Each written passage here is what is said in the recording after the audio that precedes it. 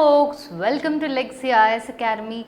In this video, we will be discussing a current affair topic presented to you by faculty Sushma KP. So, what is the topic that we will be discussing today? Journalist or terrorist?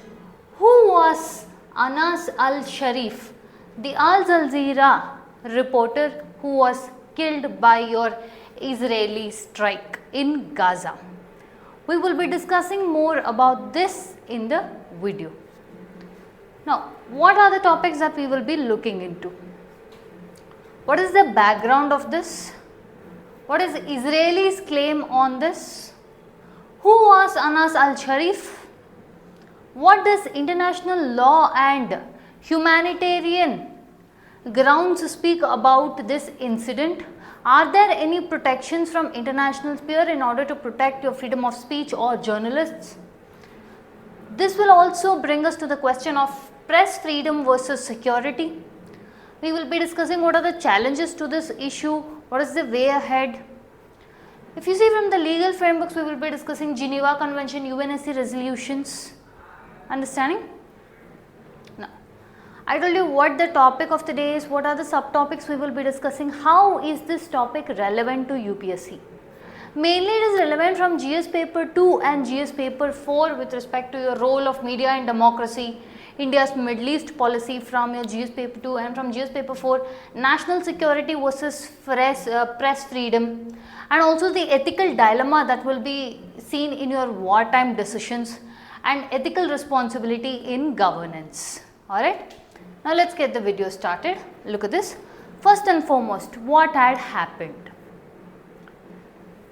See, 10th August 2025, what happened was, there is a hospital in Gaza, that is Al-Shifa Hospital, wherein the journalists were staying in the designated tents outside.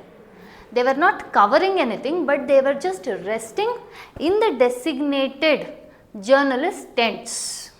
Understanding?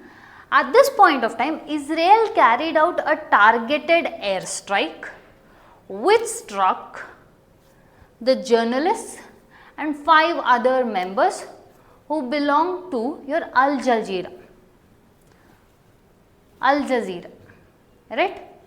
Now, this is not the first time such an attack has carried out, but when this was brought ahead, Israeli Defense Force has also clarified that the so-called person, that is your Anas al-Sharif, was targeted, and the reason of the target was because he was heading a Hamas group and also responsible for carrying out the rocket launches on Israel, for which your Al Jazeera has held that this is baseless allegations. They are silencing the voice of the journalist.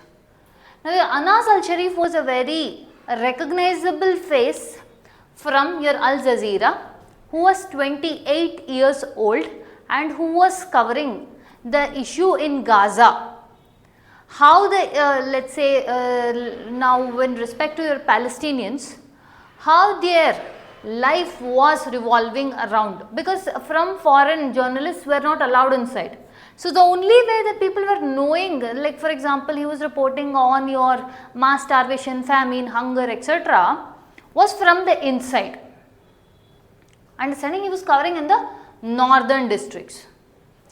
Alongside Anas al-Sharif, 4 other colleagues of his were also in this targeted attack, which has taken the lives of 4 other people. So, these are the 4 people, and all of them, there is this 5 of them, were all resting in their designated journalist tents when the targeted airstrike happened. Now, what is the claims and responses? Israel's claim is al-Sharif was head of Hamas terrorists and he was responsible for the rocket launch on Israel and Israeli civilians. And they also hold this, a press badge is not a shield for terrorism. They say he was masking all of this with the name of calling himself as a journalist. This is what Israel has claimed, and Israel also has held that they have all the proof that he is or he was a person who was heading the Hamas terrorist group, for which Al Jazeera has held that it is partly backed by your Qatar.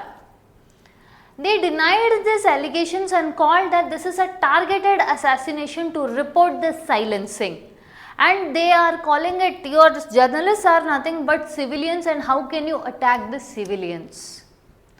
Your international reaction, especially from your CPJ, that is Committee to Protect Journalists and NGO, says it is very appalled by this incident, and it calls for greater accountability for your journalists' freedom of speech, and more specifically it says that more than 200 odd people, journalists, have been killed since this fight has begun with Israel and Hamas. Your RSF, that is Reporters Without Borders, has also held that this is setting a dangerous precedent in conflict reporting. And they also claim that the first thing is reporting the truth. The first stage of any conflict is. And when you try to silence that truth itself, then that will lead to a lot of issues in your upcoming years. Who was Anas al-Sharif? He was Gaza born, a graduate of your Al-Aqsa University. 2018, he won the Best Young Journalist Award for extensively reporting on the Palestinian situation, and he covers more of your northern Gaza exclusively. Like I said, now with whatever Gaza is, it is not allowing the foreign journalists to come inside. So which means everyone have to rely on the reporting from within. Understanding? Alongside this, Al-Sharif has also experienced personal losses when his father himself was lost because of Israeli attacks.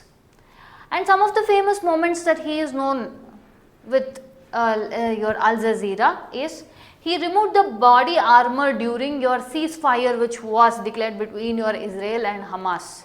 At that point of time, he removed the body armor in order to show a celebration, more of a symbolic gesture. Before his final moments in the airstrike, he had posted this on social media.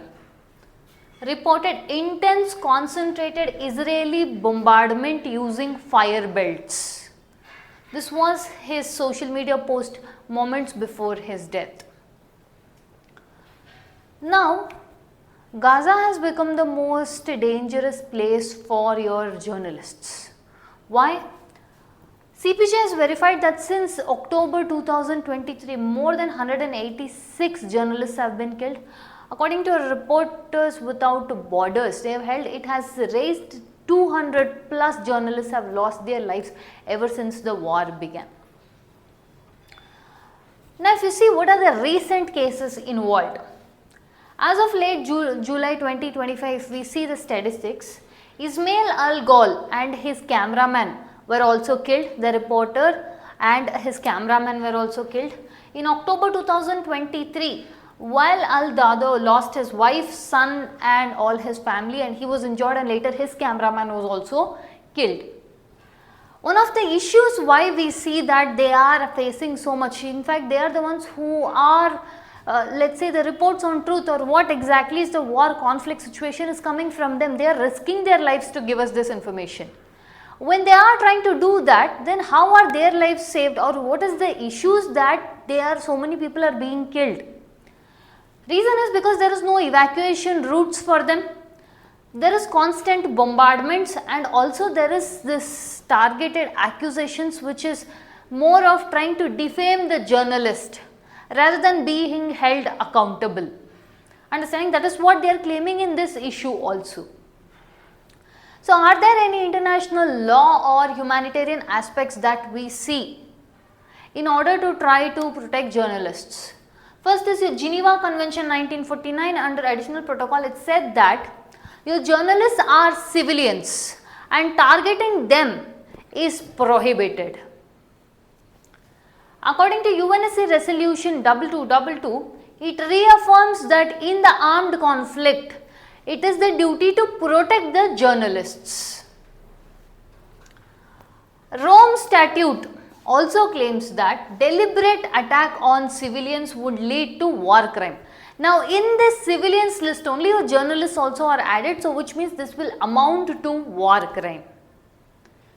Now, in all of this doing, right, the ethical conflict that will arise is, if a journalist is suspected to be having a militant ties, like how Israel has claimed in this case, then what is the line between legitimate target and unlawful killing? That is the question in hand here, and that is the reason why we are discussing this topic. Now, when we say freedom of press versus security, first and foremost, security forces perspective, where it is told that, or at least Israel claims that, your terrorists are hiding behind the press badge. Whereas, if you see with regarding to your press freedom perspective, unless and until there is independence in journalism where they are able to freely cover the truth, ground realities without bias or malicious intent, then the truth in the war will start collapsing. Another reason why this brings about an important consideration we have to take in is,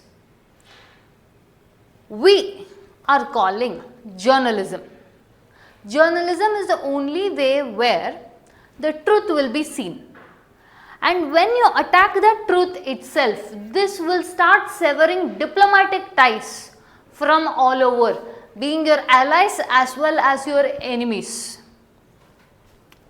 CPJ has held that Israel's pattern of calling journalists militants without evidence threatens the press freedom globally. So, this is what I said, it creates a diplomatic tension, diplomatic isolation. That is the keyword that we will be using here.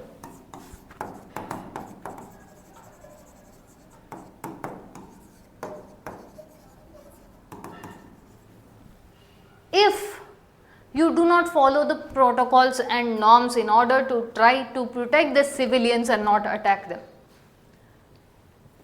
Another issue, if you see, what are the challenges in this particular incident is, first and foremost, verification of allegations. Israel has alleged that this person was heading the Hamas terror group. What is the verification? What is the proof? What proof do you have? Israel said it has proof, but it did not tell what kind of proof it has. Information warfare this is carried out, for which when Israel authorities had given this, the reporter himself had claimed that he is in no way affiliated with any such political alignments. There is also a huge amount of enforcement gap. In theory what is happening, but in reality, especially in active war zone, there is no strict binding implementation.